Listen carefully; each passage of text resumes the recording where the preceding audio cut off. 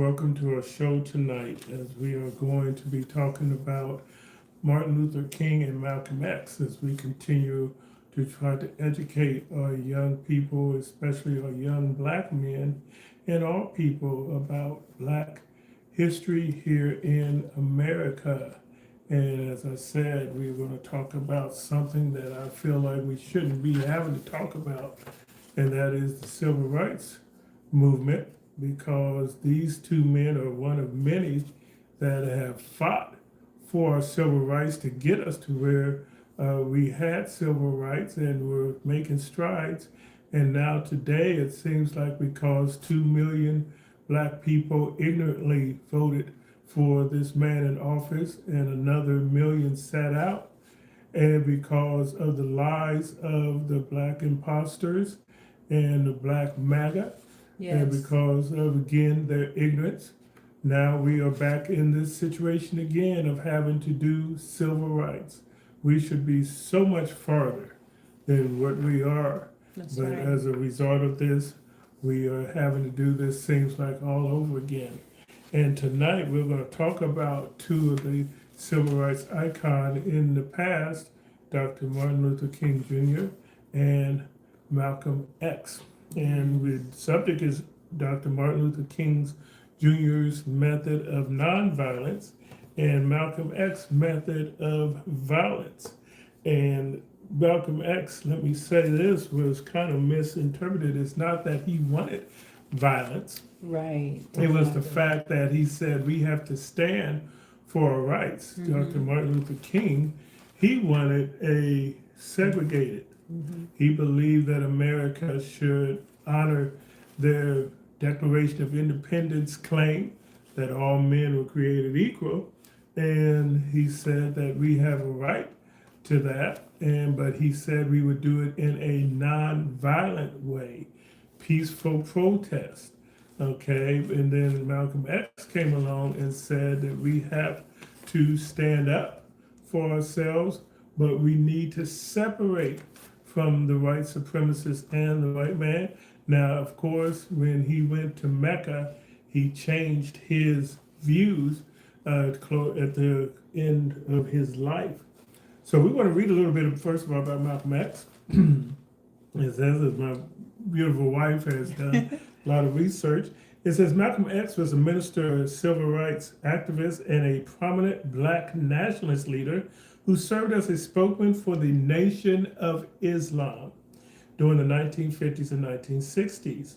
And during his efforts to the Nation of Islam grew, as his efforts grew from a mere 400 members at one time, he was released at one time. And he was released from prison in 1952, from the time he was released from prison in 1952 to 40,000 members in 1960. So he was a naturally gifted orator, and Malcolm X exhorted black people to cast off the shackles of racism by any means necessary, including violence. This fiery civil rights leader broke with the Nation of Islam shortly before his assassination in 1963 at the Audubon Ballroom in New York City, where he had been preparing to deliver a speech. He was 39 years old. Malcolm was born Malcolm Little on May 19th, 1925 in Omaha, Nebraska. He was fourth of 8 children, born to Louise, a homemaker, and Earl Little, a preacher, who was also an active member of the local chapter of the Universal Negro Improvement Association and avid supporter of black nationalist leader Marcus Garvey. So he grew up in a family that was for black activism for civil rights. And he was born to a preacher and a homemaker, humble beginnings. As he grew up, he got into some trouble and ended up in jail. And it was in jail that I understand that he read a lot of books that gave his mind. And I think that's when he turned to the Nation of Islam. Did you want to interject?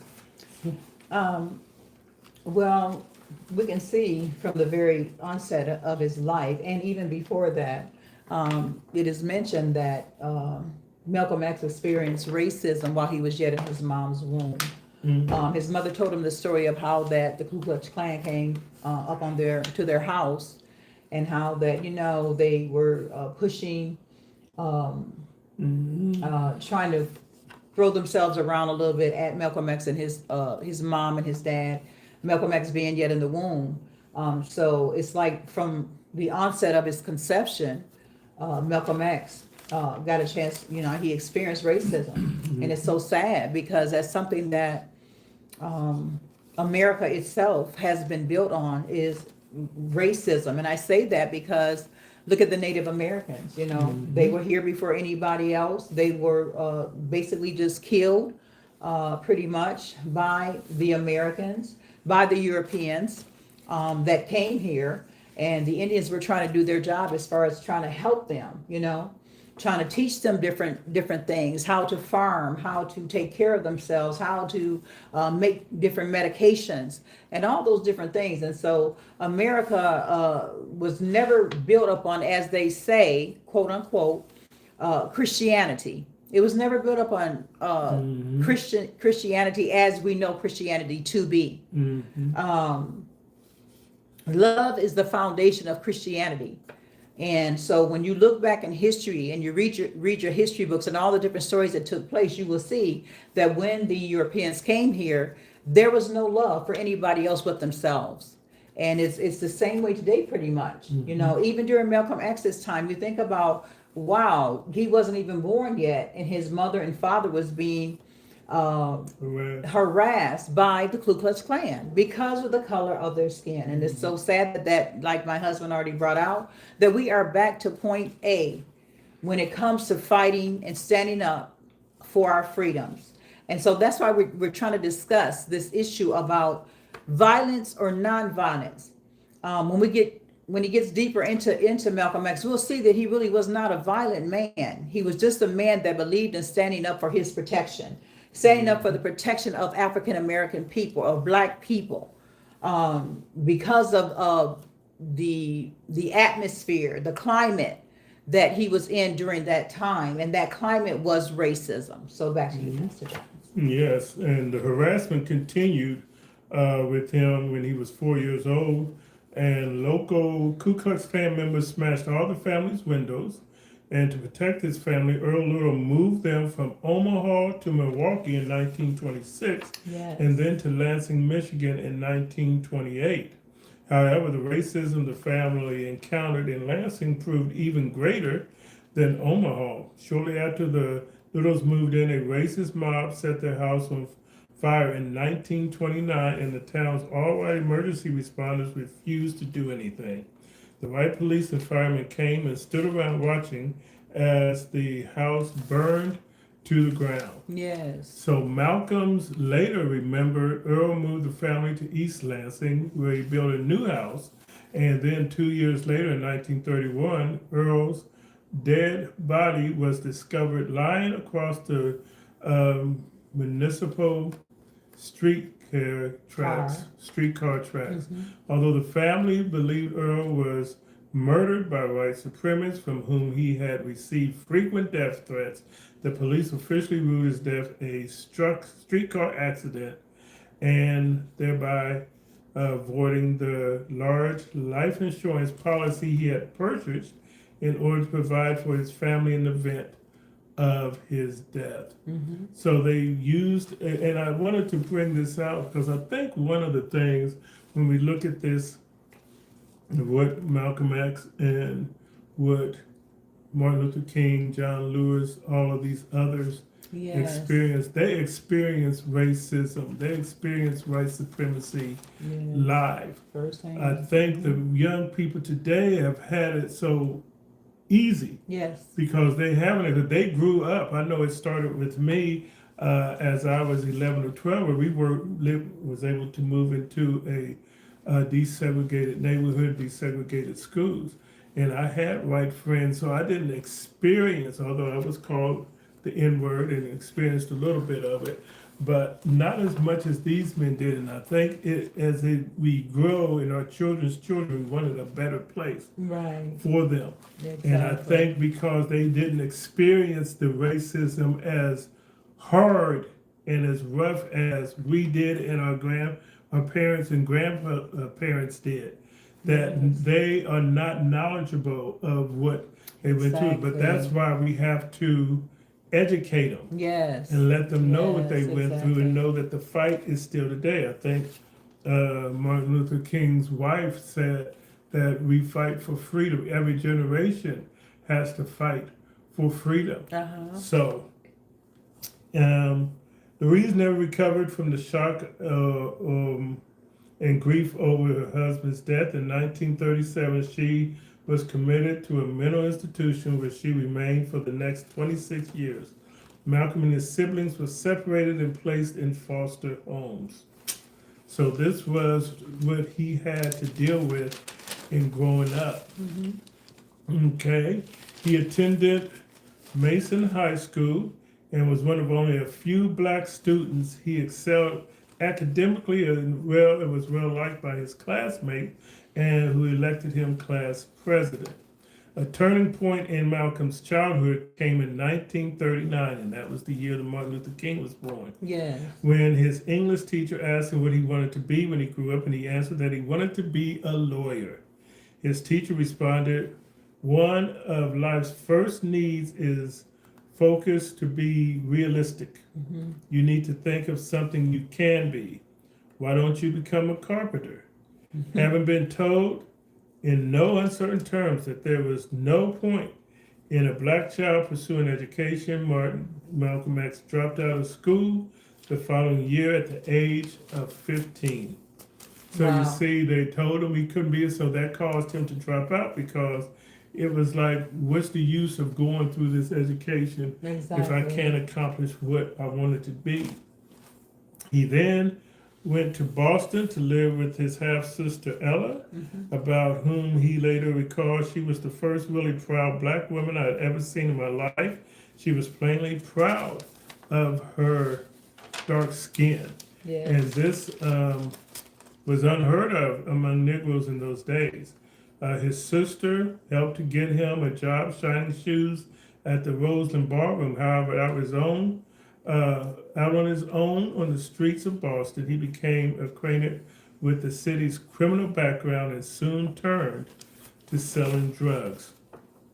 He got another job as kitchen help in the Yankee Clipper train between New York and Boston and fell further into the life of drugs and crime. Sporting flamboyant pinstripe suits, he frequented nightclubs and dance halls and turned more fully to crime to furnish his lavish lifestyle. So in 1946, Malcolm was arrested on charges of larceny and sentenced to 10 years in prison.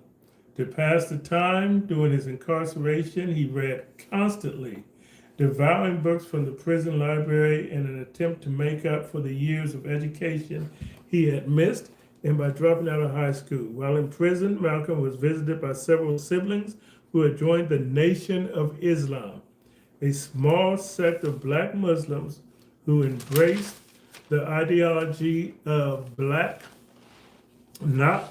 nationalism, the idea that in order to secure freedom, justice, and equality, black Americans needed to establish their own state entirely separate from within Americans. And of course, we see that today Yes. with the Nation of Islam, with Louis Exactly. Farrakhan. They always say, he's always preaching that we have to have our own. We have to get our own businesses. We have to get our own community to help one another. And that's what they believe in, the Nation of Islam. Now a free man, Malcolm traveled to Detroit where he worked with the leader of the Nation of Islam, Elijah Muhammad, to expand the movement's following among black Americans nationwide.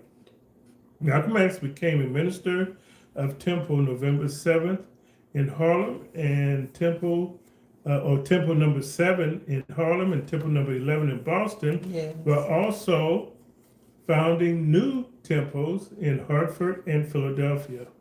In 1960, he established a national newspaper called Muhammad Speaks in order to further promote the message of the Nation of Islam.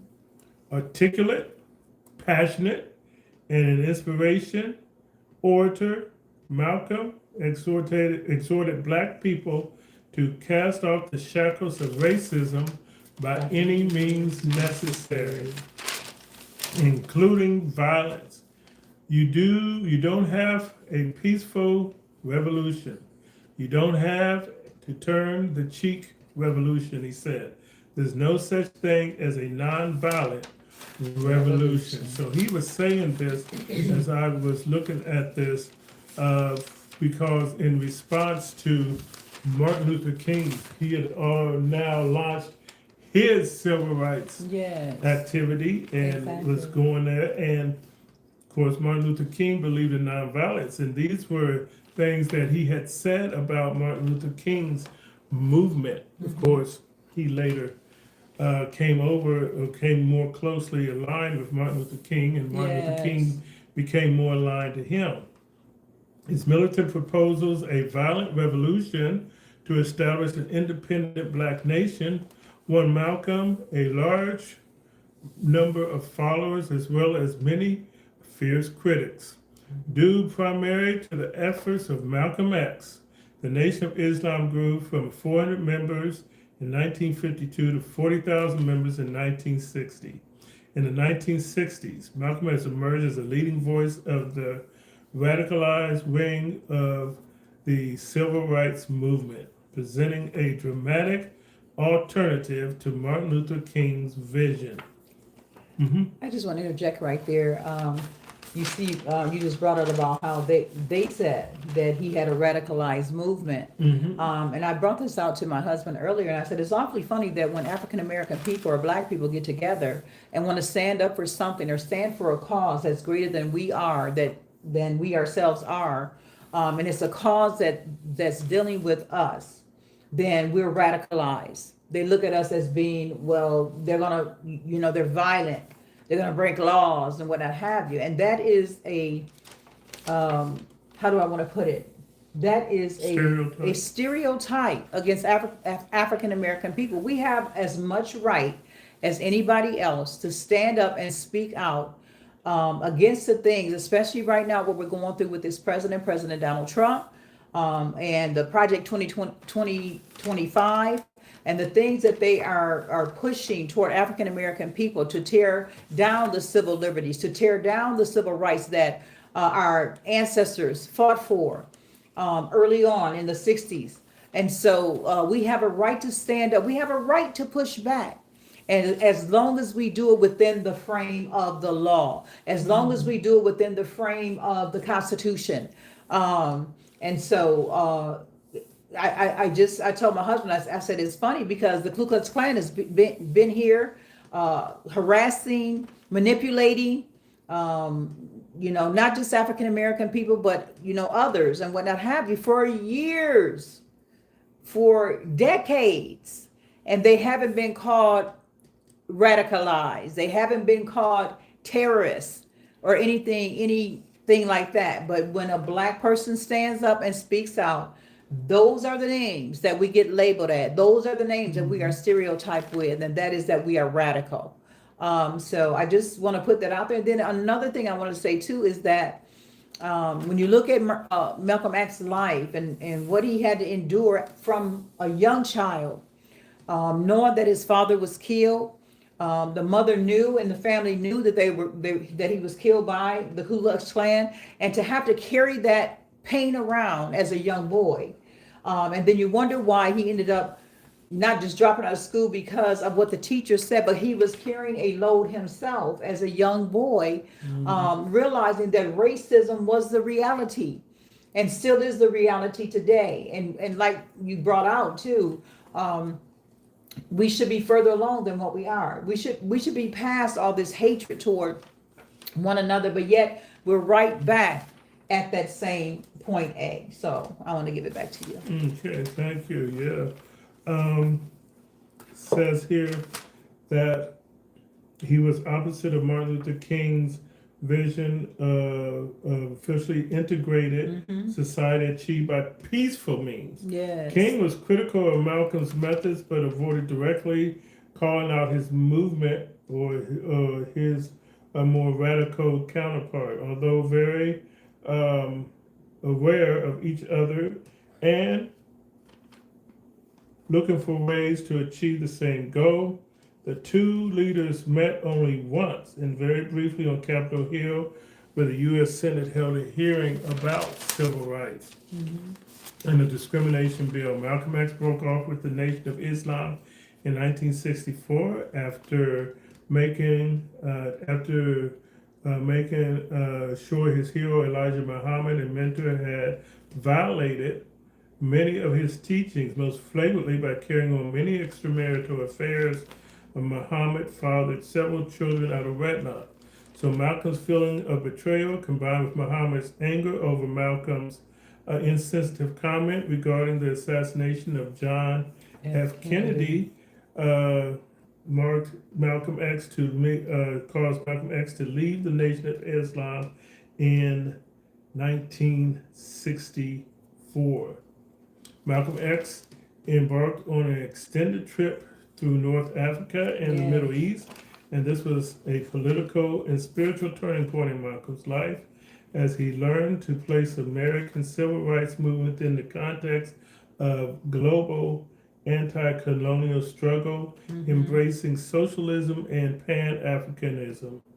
Malcolm X also made the traditional Muslim pilgrimage to Mecca in Saudi Arabia, during which he converted to the traditional Islam and again changed his name to El Hajj Malik El Shabazz.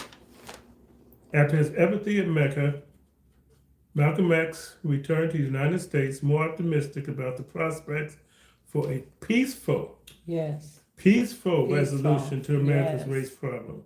The true brotherhood I had seen had influenced me to recognize that anger can blind human vision. He said America is the first country that can actually have a bloodless revolution. Just as Malcolm X appeared to be embarking on the ideological transformation with the potential to dramatically alter the course of the civil rights movement, he was assassinated. On February 21st, 1965, Malcolm X took the stage for a speech at the Audubon Ballroom in Manhattan. He had just begun addressing the room when multiple men rushed the stage and began firing guns. Struck numerous times at close range, Malcolm was declared dead after arriving at a nearby hospital, and he was 39 years old. So we see here that the question tonight which is the best way for action? Is it the nonviolence or is it the violence? Malcolm X had said at the beginning that it was violence, but then as he came closer to the end of his life, he was trending toward the nonviolence. He still had different views than Martin Luther King. Now you look at Martin Luther King, and we talked about him before. Went to college at 15. Okay, he experienced racism as he was growing up. He was trying to find himself. He went on a sabbatical also before he founded Christianity. He wasn't into Christianity at the beginning at a young age, but as he went on, he found Christianity and accepted Jesus as the one that he would serve and adopt as his spiritual recognition. Then he said that it would have to be through nonviolence, but he said there would be protests, but the protests, they would be allowed to defend themselves also. But as he wanted to desegregate, he believed, as I said earlier, that America had a check that they have not cashed yet to the Negro. So he said the Negro had a right to that. The Negroes had built this nation up through slavery. They had gone through 250 years of slavery, gone through Yes. Jim Crow. He said, it's now time for America to give what the Negro, at that time they called the Negro, of course, black people, were owed. And we're still owed today. Yes. And there were some things, though, that Martin Luther King, he did say at the end that he's afraid that he had sent them into a burning house. But he also said we need to get some firemen to put out the fire. We need to fight for that. Yes. So at the end of their life, Martin Luther King, of course, was assassinated 3 years later in 1968, also at the age of 39. But the problem is that Martin Luther King was moving toward Malcolm X, some of his views, and Malcolm X was moving toward some of Martin Luther King's view. And they've lived and been together. I think that is one of the things that scared the white people, because they knew if they had come together that they would accomplish probably so much more than what was accomplished, even though a lot was accomplished. But like I gave the example, the white people are at the other end of the end zone. They have the touchdown. We started at the 1 yard line of our opposite end. And all of the changes and improvements we made, we only got up to the 40-yard line. We still got 60 yards to go. Yes. But now we're moving backwards. We're getting penalties, we're getting flags, and we're getting plays that are losing yardage because we have to go over it again. So the question now is, what do we do today? What do we do? I saw Sharon that they have the Black Caucus of Congress and some NAACP and the other black organizations are coming together. Now, I don't know what they're going to do. Yes. They didn't give us an idea. I know Mr. Jeffries spoke. I know the NAACP spoke, and the women spoke, and Urban League spoke. I know, but I want to see what they're going to do and what they can do. Yes. So do we do the non-violence, or is violence the only way we're going to now get our point across? Okay, so that's what we are looking at today. And when we look at the movement that Dr. Martin Luther King had and that Malcolm X had, I think both of them had a good idea and good thoughts. Yes. I'm not for violence, but we do have a right to defend ourselves. Yes. So we have to just pray about it. As always, we pray and let God lead us on how we are to do this today. Again, it's a shame that we even have to do this today, but this is where we are, as they say it is, what it is. Well, I like the points that you brought out just now concerning Dr. Martin Luther King and Malcolm X, and how that both of them kind of began to integrate into one another's ideology as to how to combat racism and the things that were happening to Black people during that time, and also even now up to date. Like we said, we're back at square one. My point of view is that I don't believe that violence has ever been the answer, because there's so many lives that are lost when you use a violent method to try to get your message across. I think we have to, like I said before, the first thing to do is to pray and to ask God to give us wisdom, to lead us and to guide us and to help us in this fight right now for our freedoms and our civil liberties. And the things that we are coming up against with this Project 2025, with Stephen Miller and all the other people, hateful people that are trying to push this so-called slavery mentality back up on Black people. And it's good to see our people coming together.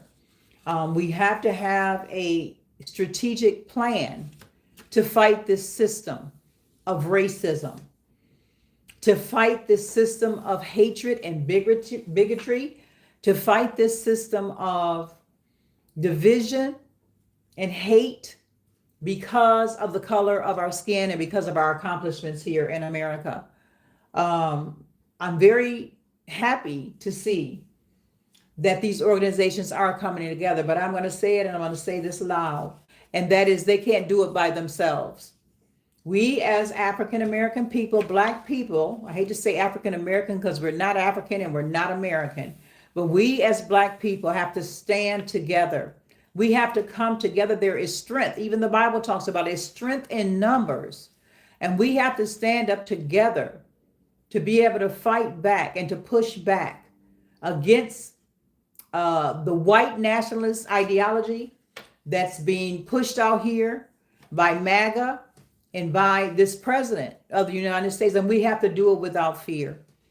Many of our people lost lives, okay? Many of our people had dogs unleashed upon them. Many of our people were hosed during the time that they were standing up for justice and equality. Many of our people were hung by the Ku Klux Klan. And so we have to stand in the face of fear, and we cannot cower in the face of fear. We have to stand up, and we have to stand together, and we have to speak out loud against the things, the oppression that is trying to be pushed back up on us. So I'll turn it back into your hands. Yes, we are Black Americans. We're not African, we're not American. We are Black Americans. Yes. We built this country. We fought for this country. We died for this country. Yes. We have a right to be here. So we have two quotes we want to do, and then we're going to end it. So Evangelist Sharon. Well, the quotes we have, we just took one each of the major quotes from Dr. Martin Luther King. And Dr. Martin Luther King said, quote, "Injustice anywhere is a threat to justice everywhere." Quote, "Injustice anywhere is a threat to justice everywhere." And then Malcolm X said, "A man who stands for nothing will fall for anything." And I quote that again. Malcolm X said, "A man who stands for nothing will fall for anything." So take those quotes to heart. Okay. And we're going to leave you with three things that we feel we wanted you to think about. It's one, it's better to stand for what you believe in than not stand at all. Yes. Number two, stand with dignity, plead your case, and maintain your integrity. Very good. And number three, know your rights and use them wisely. Do not resort to violence, only if it is to protect yourself in self-defense. So those are things that we feel we want you to take away with tonight for our show as we looked at the two lives of Malcolm X and Martin Luther King and how it relates today. Yes. We're going to see. I think it would be best for us to look at the lives of both of those men, Martin Luther King and Malcolm X, and study them, study what they believed, had their strategy to help us today on how we are to be led today. Again, first of all, by prayer, and then to look at their strategies and to see how they acted, and to gather a strategy from them as well as today's leaders, what they're going to do so that we can try to correct this mess that we have been put into by these incompetent leaders and this incompetent administration in Washington, D.C. So we hope you enjoyed the program tonight. Hit that like and subscribe button, and we're giving you something that you can chew on that. And we want to see you next time. For Sharon and William, we'll see you next time. This is In the Face of Truth. Thanks for joining us. We want to acknowledge those that came and joined us tonight. Connor Hall, thank you for joining us tonight. And next time I will try to turn on the question and answer where you guys can get more involved in our platform and be able to share your thoughts. And so we'll be looking forward to that on our next program. Thank you for coming.